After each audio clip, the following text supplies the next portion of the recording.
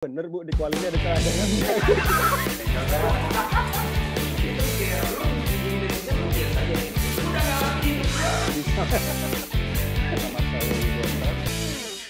Ketemu lagi dengan saya Yudi Oktav dan Anton Sanjoyo atau Bung Joy di ngobrol bebas seputar olahraga, khususnya sepak bola.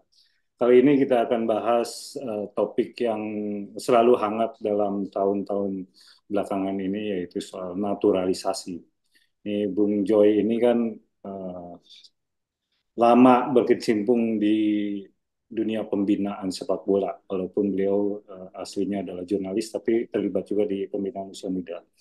Nah, pasti hubungannya naturalisasi itu yang belakangan terus menjadi tumpuan bagi federasi sepak bola kita, itu yang sangat disayangkan sekali karena hampir belakangan semakin masif apa yang dilakukan oleh negara ini, karena bukan hanya federasi, termasuk Menpora juga, termasuk juga tentu DPR kan yang bertanggung jawab ya. Joy, mungkin langsung saja Joy. Ini kenapa sih kita ini sepertinya begitu terlena atau begitu eh, apa ya masif banget untuk melakukan naturalisasi di dunia sepak bola ini. Menurut pandangan Bung Joy gimana Joy? Awal-awalnya sih soal naturalisasi ini menurut saya dipicu oleh niat yang begitu besar untuk mencapai prestasi lah gitu kira-kira Yud. Ya, Nah, oke. cuma kan persoalannya semua orang boleh bermimpi punya prestasi kan negara ini kan memang haus banget prestasi ya Ya, di cabang olahraga. Kalau kita bicara multi event kan di SEA Games pun kita udah nggak lagi jadi jawara di Asia Tenggara kan. ya, Indonesia ini hanya punya nama di di olahraga ini kan hanya lewat bulu tangkis praktis ya, ya. lewat bulu tangkis. Ada juga sebetulnya cabang-cabang yang masih non Olimpik lah, ada panjat tebing dan lain-lain, ada panahan, angkat besi, oke ya. Lalu dulu masih ada Yayu Basuki, tapi badminton kan tetap menjadi andalan. Ini sepak bola ini kan eh, menjadi begitu absurd ya. Karena satu pasti dipolitisasi lah. Kalau berprestasi di sepak bola ini siapapun presidennya ini kan pasti memperjuangkan itu sekuat-kuatnya kan. Nah, itulah menurut saya awal dari kenapa naturalisasi ini menjadi begitu masif Hmm. gitu loh. Dan seolah-olah ini adalah obat yang mujarab di tengah bobroknya sebetulnya pembinaan sepak bola nasional, di tengah bobroknya Federasi PSSI, di tengah busuknya menurut saya nilai dari pemimpin negara ini, elit politik untuk menggunakan sepak bola Hmm. sebagai wacana atau tunggangan politik gitu loh. Jadi semua itu bercampur baur dan kemudian kalau kita mengerucut kepada naturalisasi, Hmm. kan sebetulnya dulu-dulu sebelum zaman Sintayong juga banyaklah naturalisasi gitu ya. Tapi kan naturalisasi yang natural, yang alami. Bukan semata-mata, oh kamu ayo kita membela Indonesia demi kepentingan kepentingan Indonesia, kamu kan punya darah Indonesia lah bla bla bla bla bla. Nah, ketika Sintayong masuk, dia kan bingung diberi begitu banyak target di kelompok umur juga, di timnas senior juga, di begitu banyak target. Tapi ketika dia mendapatkan sourcesnya, ini pemain-pemain yang dikumpulkan yang katanya terbaik, itu kok mutunya gini-gini amat ya menurut dia gitu kan, passing aja salah-salah dan macam-macam. Sehingga ketika Sintayong awal-awal ketika dia megang timnas, dia kan minta cobalah kalian ini datangkan pemain-pemain yang berdarah Indonesia yang saya tahu bermain di klub-klub di luar negeri, ada yang di Inggris, ada yang di Spanyol dan macam-macam lah. Dia punya datanya gitu.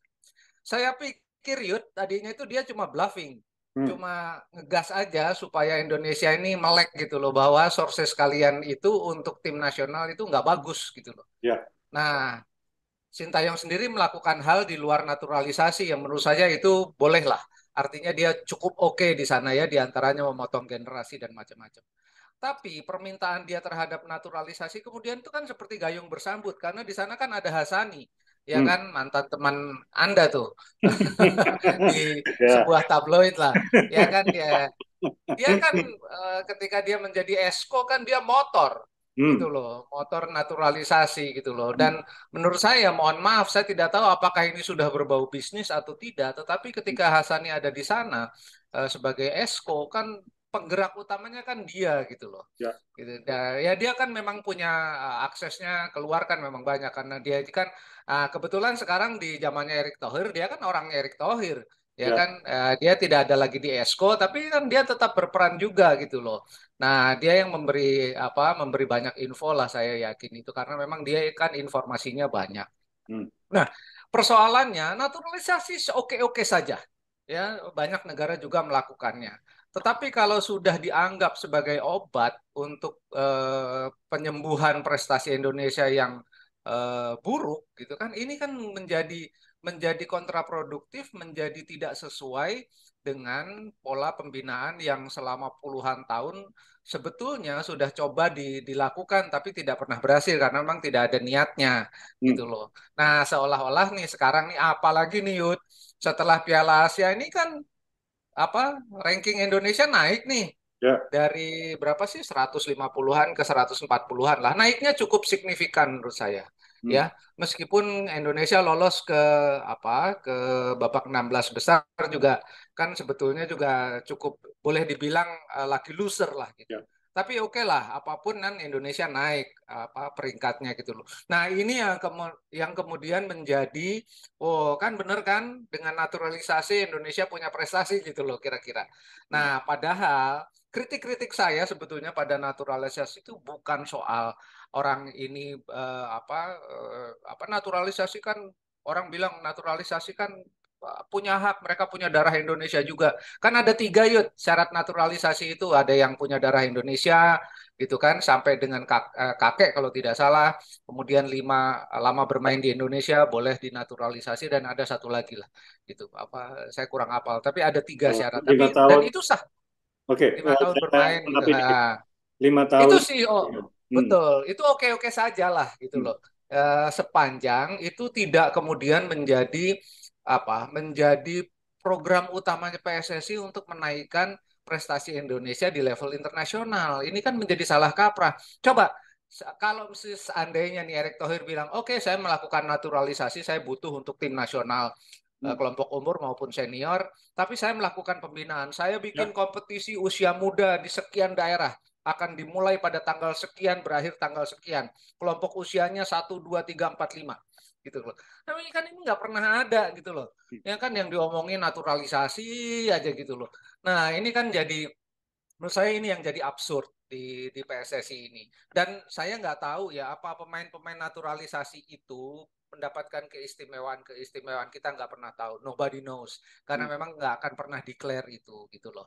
Nah, ada yang bilang naturalisasi kan menutup kesempatan pemain-pemain binaan dalam negeri. Enggak lah, itu bukan itu persoalannya. Hmm. Menurut saya persoalan naturalisasi adalah PSSI melihat ini sebagai satu-satunya obat dan mereka tidak melakukan apapun ya untuk menaikkan level kompetisi domestik sehingga Indonesia bisa menghasilkan pemain-pemain yang bisa dikirim ke kompetisi-kompetisi yang terbaik di Eropa gitu kan. Ada satu masalah lagi Yud, naturalisasi. Ini kan katanya naturalisasi ini yang diambil pemain grade A katanya. Hmm. Ya kan? Ya. Grade A itu apa gitu loh. Grade A itu Kriteria. apa? Ya. Kalau dia main di Manchester United, main di Liverpool, katakan di Grade Arsenal, A. di Real Madrid, oke lah itu grade A. Ya Hmm. kan? Dia nggak usah di situ lah, nggak usah di Manchester City atau main di Liga di Premier League dan dia bermain rutin. Ini pemain nggak usah yang top 10 lah. Hmm. Di bawah 10 aja tapi dia main rutin. Oke lah grade A Hmm. untuk Indonesia. Tapi Hmm. ini kan mainnya juga di divisi Championship. Ya. Itu pun ketika dia bermain penuh langsung jadi HL. Hmm. Wah, Elkan Bagot main penuh melawan ini. Kan menurut saya Indonesia ini aduh masa Ya. Ya. kayak gitu aja udah jadi pemain grade A. Ini kan menurut saya untuk negara sebesar Indonesia dengan begitu banyak talenta yang bertebaran di hampir semua daerah di Indonesia. Ya kan masa membangga-banggakan pemain yang main di divisi apalah gitu kayak kan di Belanda main juga di divisi apalah kita juga nggak pernah tahu, nggak pernah ada beritanya juga gitu loh. Jadi saya tidak meremehkan, tetapi yang disebut grade A tuh kayak apa gitu loh. Kalau dia main pemain cadangan aja lah katakanlah di Liverpool atau pemain cadangan di Sevilla gitu, oke lah. Ya kan punya menit bermain yang cukup. Ini kan juga klubnya tuh klub antah berantah juga gitu loh. Nah, inilah yang menurut saya harus kita luruskan. Pemain grade A itu seperti apa yang layak membela Garuda loh, Hmm. merah putih gitu loh. Kayak kan Hmm. eh, menurut saya itu agak agak absurd lah, agak dalam tanda kutip juga menyesatkan dan menyebalkan gitu ya. Ya, secara ini sebetulnya merendahkan juga. Merendahkan kebangsaannya, sebenarnya kita negara besar gitu kan. Mestinya kan kita Iya, mencari. kan mestinya Indonesia itu PSSI, nah Erick Thohir itu kan misalnya kita sebetulnya punya bakat-bakat terbaik loh di Papua, di Makassar, di Itu, Medan. Ya kan itu. itu yang akan saya lihat pertama kali saya bikinkan kompetisi mulai dari usia 10 tahun, 12, 16, 18. Kemudian Indonesia akan punya bibit-bibit ribuan bibit-bibit terbaik gitu loh. Harus, Naturalisasi masih jalan silahkan aja gitu loh, tapi ya benar-benar grade A lah. ya, Jangan ya. jangan grade AKW 8 gitu kan. Kita kita juga jadi ini gimana sih gitu loh. Maunya tuh apa gitu kan. Itu ya. Oke, gini, yang pasti oke ya. Mau naturalisasi, mau apa, terserah lah ya. Istilahnya apa namanya? Yang penting kan bagi kita itu pembinaan, itu yang paling utama ya. Dulu Betul. apa namanya? Mungkin pernah ada Suratin, kemudian apa pernah juga ada apa ya? PPLP seperti Ragunan, kemudian dulu tuh kan kita punya Hmm. sekolah-sekolah seperti itu.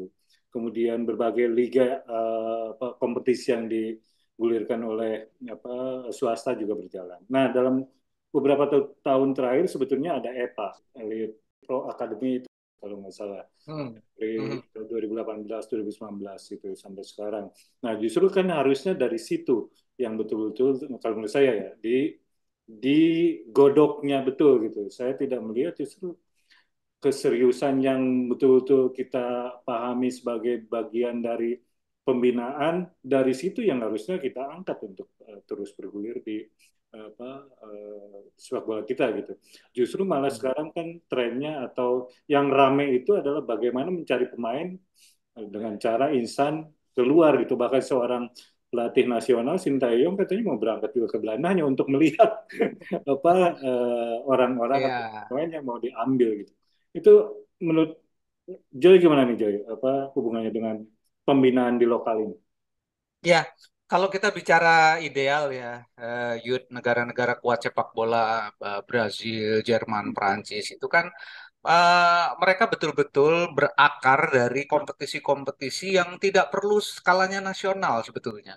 Jadi Ya, kalau saya lihat di Prancis misalnya, kompetisi-kompetisi usia muda itu berjalan di level-level bahkan level komunitas gitu ya. loh. Di kota kecil tuh mungkin bisa ada 30 atau 40 kompetisi usia muda pada komunitas yang berbeda-beda. Justru sebetulnya Indonesia tuh perlu hal yang seperti itu, Hmm, gitu loh. Piala Suratin, oke lah Piala Suratin itu masih bentuknya masih semi kompetisi. ya. Tetapi kalau yang namanya elit-elitan itu, Yud, dari dulu saya tuh nolak sebetulnya. Hmm, Apa elit-elitan ini tidak pernah menghasilkan apa-apa. Coba Anda hitung mulai dari Primavera, Bareti dan macam-macam sampai ke yang SID ya yang di Uruguay itu. Jadinya apa kan Indonesia nggak jadi apa-apa juga gitu loh. Nah, sebetulnya yang perlu tuh Asprof nih. hmm. Asprof ini sekarang ada jumlahnya ada berapa ya? 30 lebih kan? Kan nggak pernah 38. kerja, Ya, ya. nggak pernah kerja gitu loh. Mereka tiap tahun datang ke kongres lah, datang ke Munas lah, tapi kan apa yang mereka buat coba di daerah-daerah itu? Kompetisi, boro-boro kompetisi, turnamen aja jarang banget. Yang bikin justru swasta-swasta kan.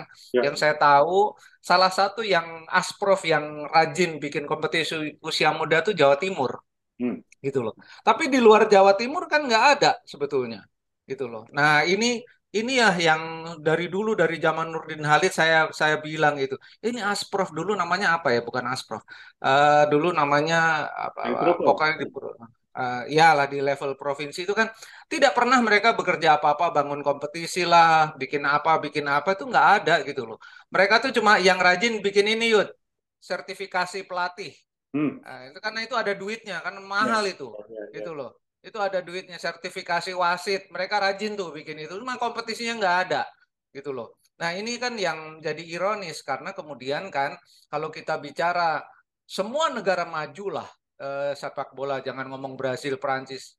Kita ngomong di level negara-negara Eropa Barat yang kelas 2 itu kan kompetisinya mulai dari usia muda tuh luar biasa gitu loh. Sehingga kita ya tahu lah sekarang 10 besar kan didominasi oleh mereka.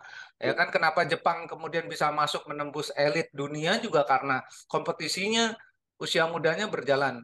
Nah, kan dari zaman Nurdin Halid sebetulnya sudah disebutkan tim-tim yang berlaga di level tertinggi itu harus punya tim junior kan? Itu ada loh, masih ada dokumennya harus dan mereka harus berkompetisi di antara apa tim-tim junior yang berada di level di bawahnya gitu loh. Kalau di Inggris kan yud Manchester United lawan Liverpool di apa di Premiership kan, yang U19-nya juga tanding kan Ya, ya. pada weekdays-nya gitu loh. Yang 19 tanding, yang 17 tanding sama gitu loh. Jadi jadwalnya ngikutin yang Premiership gitu loh. Tapi yang kelompok umurnya tuh tanding pada hari yang berbeda Hmm. gitu loh. Pada hari Sabtu, Jumat atau Kamis. Jadi kalau misalnya MU ketemu dengan Liverpool pada hari Minggu, yang U17, U19 dan kalau nggak salah sampai 3 layer di bawah itu mereka bertemu juga tuh MU dengan Liverpool tapi yang juniornya gitu loh. Ya, Nah, kita mau sampai ke sana kan kalau kita lihat seperti ini kan aduh kapan ya bisa sampai seperti ya. itu. Karena apa? Itulah yang kemudian menjadikan negara-negara Eropa Barat dan khususnya negara-negara Amerika Latin itu kan jadi maju banget gitu loh di bidang sepak bola. Kan Afrika tidak serapih Eropa Barat, tetapi mereka tetap punya punya kompetisi usia muda yang sangat bagus. Sehingga kita tahu negara-negara apa Afrika dan negara sekarang negara-negara bahkan negara-negara Afrika Utara, negara-negara Maghribi itu juga sudah mulai mengikuti. Sehingga kita tahu Maroko kemarin bisa menembus level elit kan di Piala Dunia gitu. Hmm. Nah, kan sebetulnya tinggal ngelihat aja nih orang-orang PSSI itu gitu loh yang namanya esko-esko yang apa juragan-juragan itu kan tahu gitu loh sebetulnya apa yang dilakukan negara-negara itu. Tapi kan mereka juga nggak bikin apa-apa. Nikmat aja gitu duduk sebagai anggota esko tapi ya juga nggak pernah mikir menurut saya gitu loh untuk Ya. memajukan sepak bola nasional. Oke, mungkin saya lengkapi sedikit ini, Om Joy, bahwa EPA Elite Pro Academy itu sejak 2018 itu sebetulnya kan masih turunannya dari klub-klub profesional itu. Jadi si klub-klub Liga 1 yang bertanding di Hmm, usia 16, 18, sama 20. Dan hmm, mulai 2022 itu ada mulai di usia 14 atau 12, 14. Nah, sebetulnya mereka punya nih ini. Hanya saja mungkin kalau menurut saya itu bagaimana pengelolaan yang lebih seriusnya gitu. Kemudian yang kedua hmm, secara regulasi setahu saya atau secara apa pembinaan kan LIB itu atau liga apa yang menangani profesional itu Liga 1, Liga 2. Nah, Asprov sekarang ini kalau nggak salah dikasih tanggung jawab di Liga 3 yang pengelolaannya hmm, profesional itu. Hanya saja hmm, menurut saya mungkin kita tidak melihat bagaimana keseriusan yang betul-betul komprehensif dari PSSI dan si asprop-aspropnya itu gitu. Jadi kita tidak pernah melihat bagaimana perkembangannya, bagaimana apa talent scout-nya segala macam. Karena kalau mereka jalan harusnya kan si pelatih Indonesia kelompok umur itu misalkan kayak Nova sekarang atau siapapun lah Nova misalkan dia Indonesia Indonesia U16 ketika memanggil pemain itu dia menyeleksi bukannya memanggil jadi dikumpulkan diseleksi sama dia ya, padahal kan kalau betul, isinya jalan kan talent squad dari PSSI harusnya menyebar si ini nih si ini panggil si ini panggil gitu nah sistemnya betul. itu mungkin kalau menurut saya yang memang tidak diseriusi gitu untuk ini. Iya. Gimana Di Joy? bawah 16, kalau di level 6 U16 di Asprof Asprof itu jalan, Hmm, ya kan sebetulnya Noval udah nggak perlu lagi ngumpulin pemain lalu nyeleksi kan dia udah tahu dia butuh 10 gelandang, dia betul. butuh 10 back, dia butuh 10 penyerang. Itu kan Ya, tinggal talent scouternya tinggal jalan. Cuma kan Yud kan memang nggak ada kompetisinya gitu loh. Jadi memang harus dikumpulin ketika kemarin Bima mau apa turnamen yang apa tuh? Dia juga kan ngumpulin bingung Ya, yang 17 ya, betul. U17, yang Piala Dunia U17. Dia kan nyeleksinya gimana gitu loh, orang kompetisinya nggak Ya. ada data tentang pemain ABCD. Oleh sebab itu backbone-nya Bima waktu Piala Dunia U17 kan tim dia yang di AFF kalau nggak salah yang U16 gitu Hmm. loh. Karena dia tahu kan pemain-pemain dia yang dia pernah bawa dan dia pernah latih gitu loh. Tapi Betul. yang lain kan data-datanya nggak ada, dia cuma kumpulin aja gitu kan. Terus mau lihat pemain bagus untuk membawa nama Indonesia itu bagaimana ininya, sistemnya kan saya nggak pernah tahu. Hmm. Kalau kalau dia ikut kompetisi kan kalau dari roadmapnya AFC dan FIFA Youth untuk bisa pada level 12, 14 dan 16 untuk bisa berkompetisi secara internasional itu paling tidak kan dia butuh ini ada di roadmap 30 competitive matches tetapi Oke, tidak boleh lebih dari 45 competitive matches karena masih di bawah umur. oke. Jadi kalau misalnya saya bikin kompetisi isinya 16 tim, kan paling enggak udah 30 Ya. mereka bermain Hmm. dalam satu musim, 30 kali main competitive matches. Kan itu sebetulnya udah minimal yang disyaratkan oleh AFC dan FIFA gitu loh. Apalagi kalau misalnya ditambah setelah kompetisi dia ikut turnamen-turnamen. Ya paling nggak bisa 40 competitive matches. Bima udah nggak usah pusing-pusing lagi, tinggal dia tahu nih, dia butuh back kiri, dia tahu nih ada beberapa pemain, tinggal nyeleksi dari pemain yang ada kan, gitu Hmm. loh. Bukan ngumpulin lagi dia butuh 10 dia ngumpulin dari 30. Ya kan makan waktu dan itu sangat-sangat tidak efektif. Oke.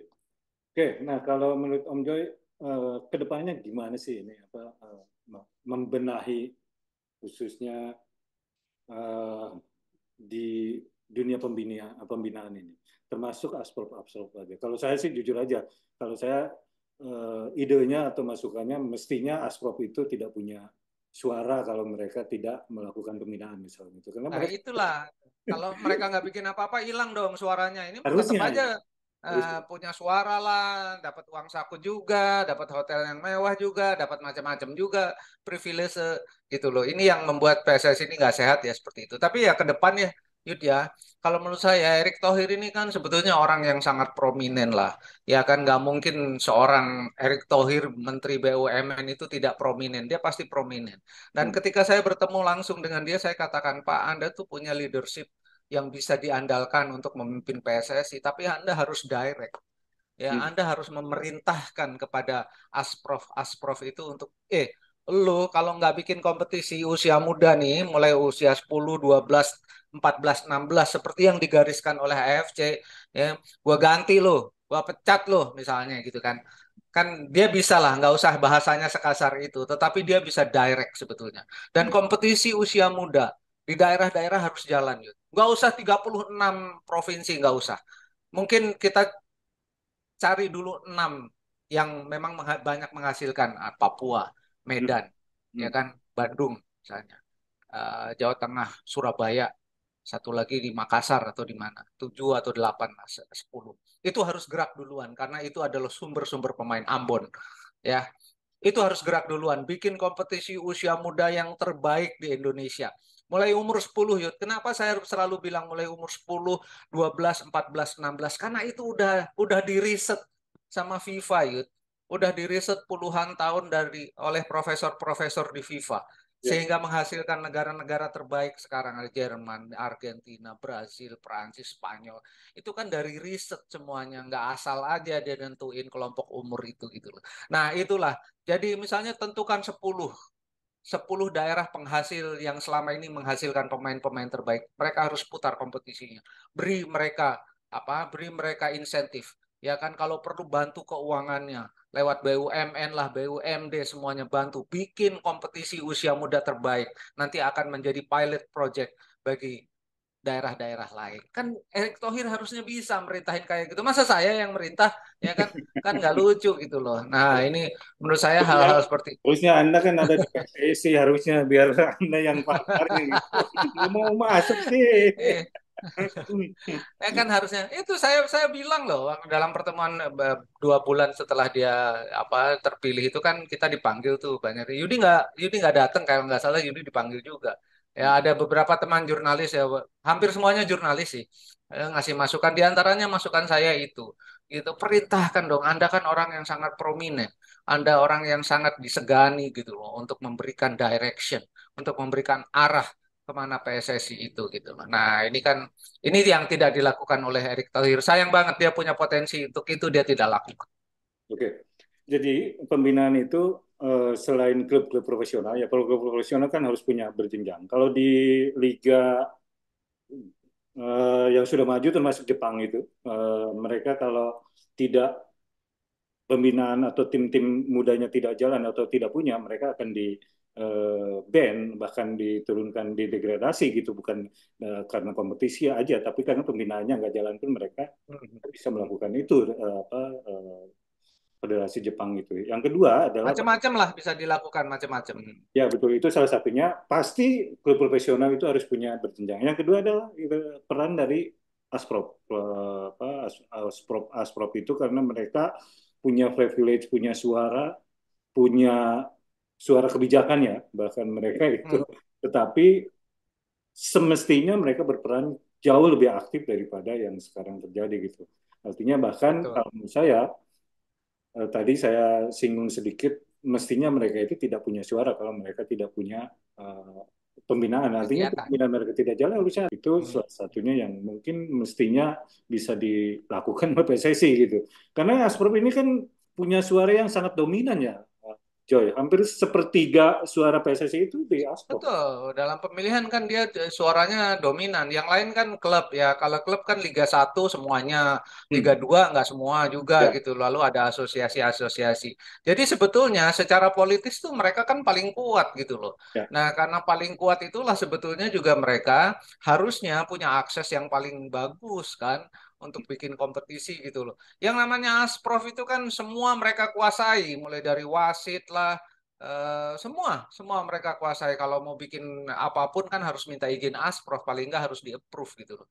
Nah, Ya. kekuatan-kekuatan itu sayangnya ya hanya dipakai untuk petantang-petenteng doang gitu loh, nggak pernah dipakai benar-benar untuk kerja. Dan ini udah puluhan tahun terjadi, Yud, dan tidak pernah ada perubahan perubahan sikap dari pimpinan pusat PSSI untuk mengaktifkan mereka. Menurut saya itu yang menjadi kenapa PSSI ini saya bilang dari dulu ini organisasi federasi olahraga paling buruk di Indonesia gitu loh, meskipun juga paling tua karena mereka punya kekuatan, mereka punya semua sumber dayanya, punya sumber daya politik, punya sumber daya uang, punya sumber daya semuanya, tapi mereka tidak pergunakan untuk memajukan sepak bola nasional. Ya, orang-orang yang duduk di sana tuh hanya menikmati privilege-nya saja sebagai orang-orang pusat di PSSI.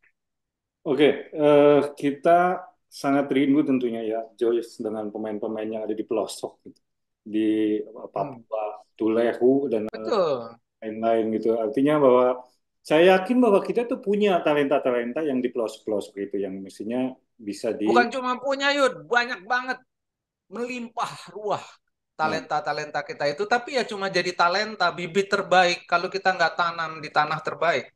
Kan cuma jadi bibit doang, busuk akhirnya gitu loh. Nah, itu yang terjadi di Indonesia kan. Kalau kita jalan ke Tulehu, saya ke Ambon kemarin juga ketemu Imran Nahumaruri ya, sedang sedang merintis sedang merintis pembinaan di sana, di Papua, apalagi di Medan, di Bandung, di Jawa Barat itu kan banyak sekali jutaan Yud. Cuma ya bibit-bibit terbaik itu ya akhirnya karena mereka tidak tidak punya lahan kompetisi, mau mau mau menunjukkan bakat mereka di mana, mau mengembangkan bakat mereka di mana nggak ada. Bibit terbaik ya akhirnya jadi bibit yang busuk aja. hmm. Oke, mungkin terakhir nih Om Joy, masukan atau saran apa yang paling krusial, paling mendasar, khususnya menyangkut naturalisasi dan pembinaan ini, Om Joy. Oke, naturalisasi sih sah saja, boleh saja, silahkan saja. Tapi kalau sudah tidak natural, tidak alami, kemudian menjadi seolah-olah menjadi mantra untuk menaikkan level sepak bola Indonesia di internasional, itu menurut saya ya udah salah kaprah, udah Hmm. salah gitu. Jadi naturalisasi jalan silahkan saja. Karena itu memang itu hal yang legal legal saja dan boleh lah gitu loh. Tapi kan orang-orang di PSSI ini, Sintayong juga nih. Dia kan harusnya lebih melirik ke kompetisi domestik. Gimana kompetisi domestik ini dinaikkan levelnya. Ya, Nggak bisa Anda mau menaikkan level kompetisi di Liga 1, Yud, kalau Anda nggak menghasilkan pemain-pemain terbaik dari usia 10 tahun. Nggak mungkin. Nggak mungkin ada pemain bagus. Anda bikin universitas terbaik di Liga 1, tapi Anda nggak bikin TK terbaik, SD terbaik, SMP terbaik, SMA terbaik. Nggak mungkin dapat ya. pemain lulusan Harvard dalam tanda kutip di untuk tim nasional, tapi Anda nggak bikin TK yang terbaik, SD yang terbaik, ya kan? Indonesia ini pengennya kan, wah pemainnya pemain lulusan Harvard kan, lulusan universitas terbaik di dunia ini gitu loh. Tapi ya TK-nya nggak dipikirin gitu loh. Jadi sources yang masuk di universitas terbaik Indonesia yang saya sebut Liga 1 itu, ya pasti bukan bibit terbaik. Karena TK-nya nggak dibikin, kompetisinya nggak dibikin di level bawah. Nah, Ya. ini level Indonesia makanya ya segini-segini aja. Kemarin naik 10 itu udah kayak juara dunia kan. Wah, apalagi banyak media-media yang menurut saya lebay juga.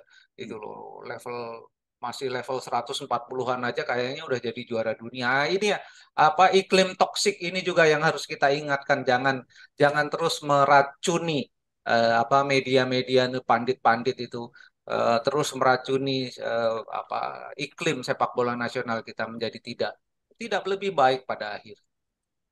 Ya, secara kultur atau secara perjalanan panjang sebetulnya saya sih agak miris melihat bagaimana kita sebuah negara terus-terusan mengobrol menawari pemain untuk menjadi warukan negara atau Betul, betul. Jadi menaturalisasi. kayak jadi murahan banget gitu. Belahan banget. Padahal naturalisasi itu secara konsep kan permohonan. Permohonan itu dari orang bukan bukan ditawar-tawar gitu, bukan ditawar-tawar. Betul. Itu itu Makanya naturalisasi yang nggak natural jadi ya. aneh, absurd gitu kan. Oke. Nah, itu juga ini kalau saya kritikan ke Sintayong, dia kan komplain untuk pemain-pemain tidak bisa eh, passing yang benar segala macam. Ya, betul tadi Om Joy katakan bahwa mestinya kan dari usia-usia muda 10 tahun itulah mendidik bagaimana passing yang benar gitu ya. Dan itu tidak Hmm. dilakukan oleh kita tidak melihat dan mungkin memang tidak dilakukan oleh federasi kita gitu. Ya karena dan mereka kan nggak pernah kompetisi dengan baik dari usia. Katakanlah anak saya main bola umur 10 tahun, kan nggak pernah. Kalau dia nggak di kompetisi, gimana dia bisa ngoper yang baik? Dia Ya, bisa passing yang baik. Bagaimana dia bisa bergerak tanpa bola dengan feeling di game situation yang baik? Nggak pernah kompetisi, nggak pernah tanding gitu loh. Ya gimana gitu loh. Kan ini nggak. Menurut saya ya pemikiran yang absurd kalau tiba-tiba nggak punya kompetisi usia muda tapi mengharapkan punya pemain timnas kelas elit Asia, ya menurut saya omong kosong kan gitu loh. oke, artinya secara kita mungkin bersepakat bahwa ya naturalisasi silakan saja. Tapi yang paling utama kan soal pembinaan. Pembinaan itu Betul. yang harus dikembalikan jalurnya oleh PSSI. Kurang lebih begitu ya, Om Joy? Betul, dan itu yang harus kita ingatkan terus ya. Naturalisasi silahkan saja asal natural juga dan pemainnya benar pemain grade A gitu ya. Tapi itu cuma 20% lah dari untuk pencapaian 80% tetap bagaimana kompetisi domestik itu naik mutunya sehingga kita bisa menghasilkan pemain-pemain itu dari dalam yang sangat bagus untuk tim nasional dan mengirimkan lebih banyak lagi pemain ke kompetisi elit dunia ya kan. Kalau ada si Badu, si Amang, si Joni, siapapun bisa bermain sangat bagus kan dia kita bisa kirim, bisa pasti akan dilirik. Tadinya dilirik Jepang, Korea, kemudian nanti dilirik tim Eropa ya kan. Dari tim Eropa nggak usah yang kelas 1 dulu. Belanda dulu, Jerman dulu, nanti naik ke Spanyol, naik ke Inggris, ya kan. Nah, ya kan yang dilakukan, ya udahlah Jepang tuh kan kayak gitu persis, Ya, gitu loh. ya, ya, ya. Ya kan Wataru Endo itu tuh tadinya main di mana kan sekarang di Liverpool gitu kan. Siapapun lah kita sebut lah you name it. Ya, ya, Itu ya, kan ya, itu ya, salah satu benchmark yang jelas-jelas bisa kita lihat ya. Artinya berproses. Jepang itu betul-betul berproses bagaimana sepak ya, bolanya hingga bisa sampai ya. sekarang ya. Itu Korea kemudian makanya disusul dulu Korea Panjang kan Yud. Korea dan Jepang Hmm, itu mereka berproses betul gitu. Mereka betul-betul menggali atau melakukan pembinaan yang sangat komit sekali, termasuk di liganya juga. Itu yang rasanya. sangat dilupakan atau benar-benar tidak dipikirkan oleh federasi kita PSSI gitu ya, Joy. Kurang lebih begitu mungkin ya, Joy. Ada lagi yang mau Siap. penutup mungkin Itu yang aja mau sih, disampaikan? itu aja dan udah banyak ya. Ya sekali lagi naturalisasi oke saja 20% aja itu, tapi 80% naikin mutu kompetisi di dalam negeri. Dan itu bagaimana menaikannya? Bikin kompetisi usia muda. Udah itu nggak ada cara lain, Yud. Nggak ada cara lain. Semua negara maju sepak bola melakukan itu. Oke, Om Jo, terima kasih. Ketemu Sama-sama, lagi Yud. kita di topik yang menarik selanjutnya. Sampai jumpa. Terima kasih untuk pertemuan kali ini. Siap, Yud.